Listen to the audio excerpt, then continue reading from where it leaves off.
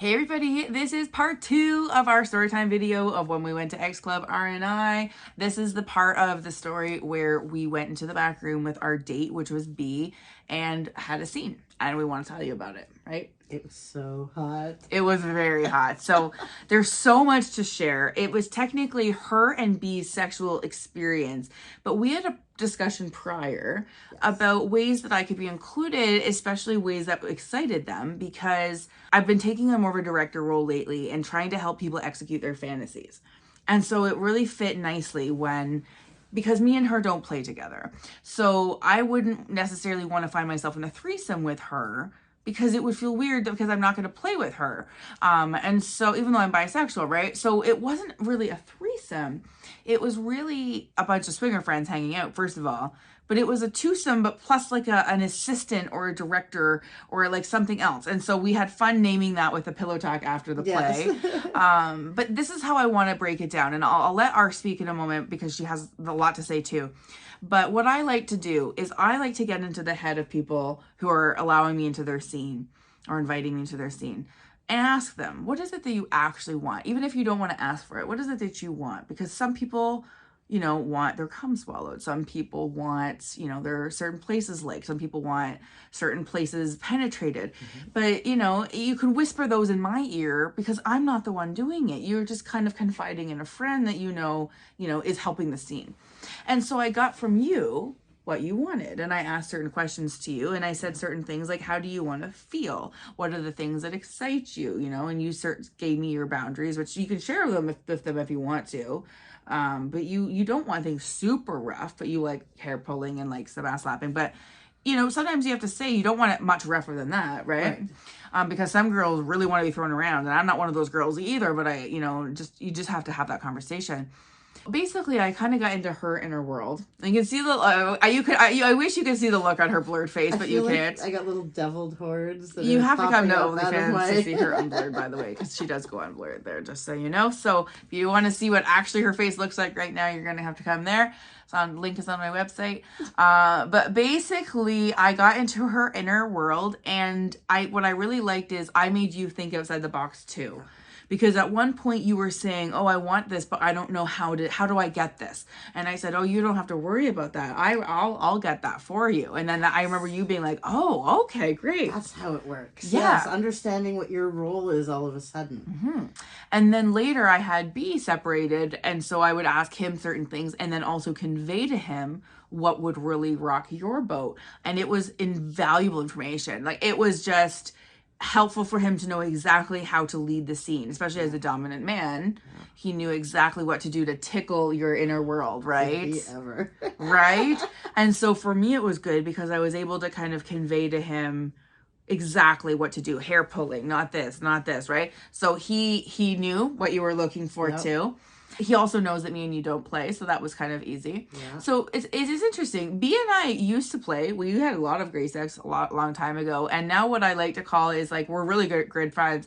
But I like to call that we like fuck adjacent, meaning we're friends that come to a lot of swinger parties and whatnot. But I enjoy seeing him be with my friends, and he enjoys me being with my other people too. And we've just kind of like. We've gotten to a place where we enjoy each other, enjoying each other people. And so it's fun to have friends like that in the swinger community. And it goes to show that even if you stop personally having one-on-one sex with somebody or even sex with them in a group, you could still be part of that group. And it's really exciting to be able to keep your friends that way. Yeah. Basically, when we got into the private room, I was like itching all night for this to start. And so we were in the, the nightclub area kind of waiting for the midnight so that we could turn into pumpkins and go into sex. Anyways, I sat back and I let them do their thing because I knew with B specifically that some of the biggest erotic parts of the sex with him is the taking of you. And like he, is good at kind of grabbing you and like, causing, arousal. And so I sat back and I just let him have, and I saw you were happy and blissful and he was grabbing your boobs and I'm sure even in ways it hurt, but you did do it because it was like erotic and he was excited, right? It was hot. Yeah, look at her hands. Look at her hands. Right? So, yeah. So basically I was just it was a small little room and I was sitting back in my lingerie just watching this. And I let it get started. So now do you want to put in your layer and then we'll keep going? guess you guys were in the room as I came in afterwards. I'd gone somewhere. I came in and I saw B there, and you let us do our thing, and that was awesome. And it was a very tidy room. Like, you were right there, you know? So, although I'm used to having you nearby, you were, like, right there. Yeah. So, it was, you know, I'm sort of trying to digest all this at the same time, but it was like, okay, this is cool. Basically, he starts, like, kind of ravaging her body and, like, starting to get a little rough and, like, the dominant stuff. And, like, you could tell that, like, she's, like, excited. Then he starts saying some certain words that, you know, provoke some certain feelings. Yes. We're going to, you know, keep that a little hush-hush for this video. But it was a trigger word, right? Yes. And the role play started. And so once the role play started and he started to, like, kiss you and, like, you know, start to, like, you know, ask you to suck his dick and things, that's when I got involved. Now, this is YouTube. And we're going to be talking in much greater detail on OnlyFans. But you're going to have to just understand, or YouTube or podcast, that this part is just the clean version. And you're going to have to come to either OnlyFans, or I have an exclusive podcast section actually on my Red Circle podcast, where you can actually subscribe for $5 a month to hear the After Dark versions of my stories now in audio format. So that's also an option. But let's just keep it clean, lady, okay? I'll do my best. So she starts sucking D. Yes. And then I got involved. Yes. And what did I do? So here's the thing. I'm busy sucking D, and my hands are busy. And that's one of the things I remember, is that my hands were busy, and we were trying different things at this point. My head was going back. I was trying to get it deeper. And all I remember is at one point you took my head and held it so that... Here, show how you did that. Literally, like this, so that he could impale. No, don't move your head. Literally, he was impaling, and, like, I would hold her firm. And, like, he loved it. Like, loved it. Yes. And he was going pretty deep. yes, Can I say that? He was doing very good. Yes. You did it very good. That's hard to do. It's a pleasure to do it. And so, and for me as well, like, I enjoyed having that assist, that hand, which is something that normally I've never had that. And like, it's an assist. It's literally helping stabilize so that you can do a better job of fucking some girl's throat, frankly. Yeah. It was great because you could do a better job and he could do a better job. It was great. Then I was also, like, touching his nipples, because he is sensitive to nipple play. So you were down sucking his D. That's it. My hands were busy. My mouth was busy, and I had no more hands left to play with the nipples. So you intervened in that. Oh yeah, and then he starts moaning louder. Like, it was a great experience. Immediate reaction. Yeah. And then literally, like, I would say things to, are you doing a good job? Like, I would try to start triggering, are you doing a good enough job? Go all the way. Like, and then I would ask him, and to ask B, is she doing a good, like, I would kind of provoke some communication. Yes. And then at one point, like, we flipped you over, Lenny put it in differently. Yeah. We really went in a lot of creative ways to get these, you know, to get your mouth in good use.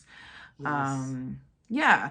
I think I assisted in a few ways. One of them was also to open and close the door really fast to get a fan going, because it was really hot in there, and I was trying to bring a breeze. So that was how I was needed. That was good. And if we needed anything, you know, you were a lube girl there at one point. And so, but you were good to bark out orders as well. Like, you told me to do something, remember? Yes. While she was down there, I said, why don't you do this? And then, like, certainly she was, like, submissive in the moment, right? Willing to do it. And his mood, you know? Immediately changed. Right? Yes. And so he's enjoying it because I'm saying the things that he wants that won't ask for. You're enjoying it because you're able to know what he wants, that you can give him, that gives him those moments. Yeah. And I'm just the intermediary, not even getting dirty. I'm over here just kind of like a coach on the sidelines in a way. But, like, I tickled some balls or whatever and did what I got to do, but it wasn't my scene. I didn't suck his dick. Nope. Like, I may have kissed him, but, like, I didn't suck his dick. But, like, it was really an exciting experience for me, because I think that some people might hear this and be like, oh, did you feel left out? No, I didn't. This is an experience that's very different, because B and I don't necessarily play together right now anymore. It may be again in the future, maybe one day. But I'm actually much more excited seeing him rail my friends, because he's a 5-star fuck. And so that's why I like sharing him so much. He's also a nice guy, really respectful guy. And so for me, it's always a joy to actually see. One thing I will mention that I even mentioned to Art after is I used to, a long time ago, have my own time with B where me and him hung out a lot and had sex and things. And I remember at the time not being super great at the idea of sharing him, even though he was not my boyfriend in any capacity. I had that jealousy. I had those concerns. And it's so funny because we've been friends for a few years and our friendship has evolved so much. And my experience as a swinger has evolved me so much that I don't even have that even initial tint of hurt, jealousy, anything. I used to like kind of get maybe a tint and then just like talk it away, not necessarily with you, but with some of these experiences. But this time, even when I would catch him looking at you and your sparkle in your eye looking at him back, I would smile from afar. I wouldn't feel sad. And I thought that surprised me because it took me time as a person to realize that you can unwind jealousy and you can actually realize that you don't have possession over anybody really in life, and therefore you should really stop acting like it, because then you can start to enjoy when other people have their time with other people. And the swinging world is definitely that place to do it. And it doesn't mean it comes naturally to people, and it doesn't mean it's always easy, but for me it was a noticeable part that I was very happy that you were fucking a guy that I used to fuck, and I was very happy that to be an assistant there. So I wanted to share that because that was a part of the night that surprised me. But what I also liked was then when B was done, he did say that he fucked you better because I was there. And I have to agree with that. Isn't that awesome? What a fucking awesome, like, you know. You have added value as a third wheel into our little thing. And you know what? There was no room for a fourth wheel in that little room. There was no way a fourth wheel was going to fit unless he was your date. But nope. So, well, maybe a foursome one day, but yeah, we still like have to figure that part out.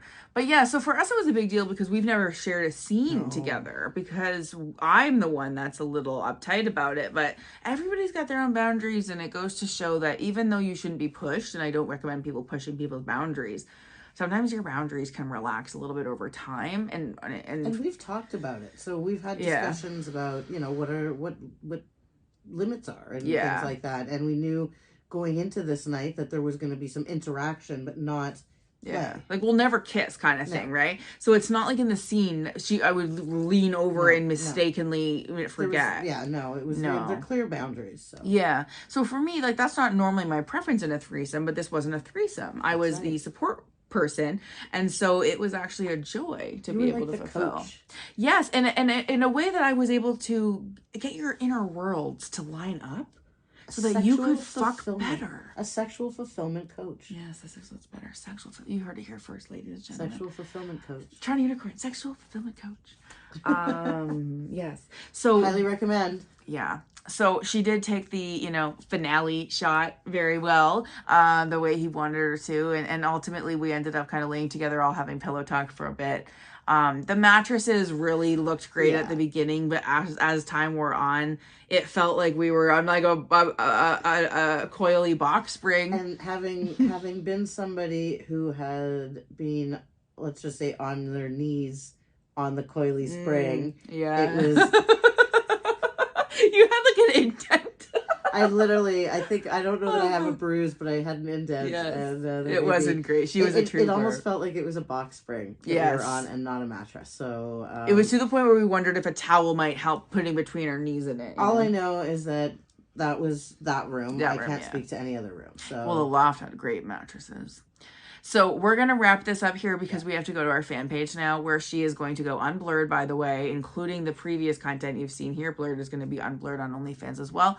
But we're now going to be able to talk freely and say words we're not allowed to say here. So make sure you come there, or my Spotify premium. Don't forget to check out my merch shop for all your swinger merch on swingershop.com. I'll have all these links on my website, as well as my description of the video here as well. So thank you, R. Come to OnlyFans.